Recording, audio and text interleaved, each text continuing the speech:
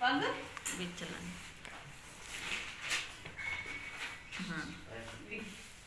अब अपन पग विचलन विधि से करेंगे। अब इसमें भी अपन को एक विधि में यहाँ तक रखना है, तक अपन को यहाँ तक ज्ञात करना है और आगे आते ही चेंज है ना।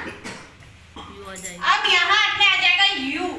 क्या निकालना है? u निकालने के लिए अपन को करना पड़ेगा d/h। क्या करना पड़ेगा? d/h बराबर u ज्ञात होगा। अब d तो आपको पता है कि ये जो संख्या अपन ने ज्ञात की ये अपना d। h किसको कहते हैं?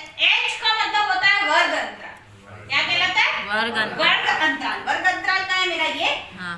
दो जीरो में कितने जोड़े तो दो आ रहे हैं? दो में कितने जोड़ रहे तो चार आ रहे? दो। तो अपना वर्ग अंतराल कितने का? दो का। समझ गए?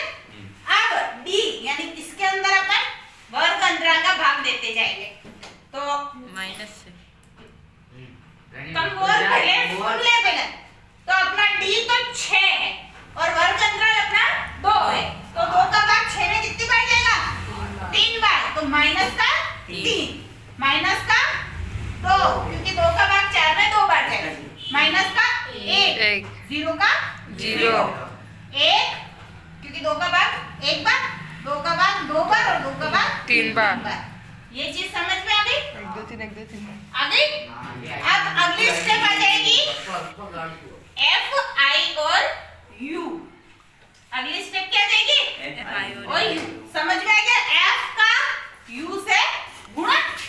यही अपना अगला सब देखो -3 का 1 से वापस गुणा तो माइनस का 3 2 का 2 से गुणा माइनस का 4 1 का 1 से गुणा -1 0 का 5 से गुणा 0 1 का गुणा 6 से 6 2 का गुणा 2 से 4 3 का गुणा 3 से 9।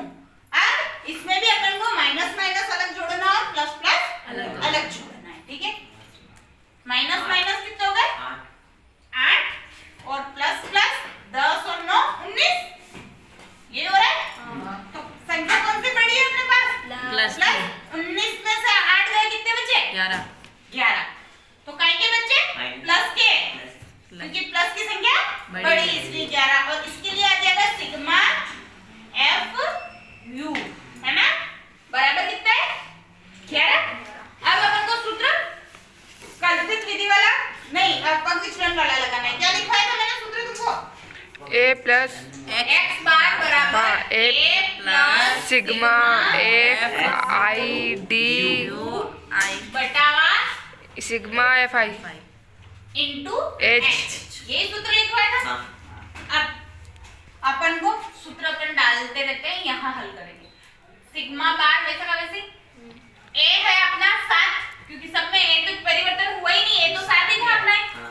यहाँ पर 7 प्लस 11 बटावा 20 इंटू हो रहा है h कितना था? 2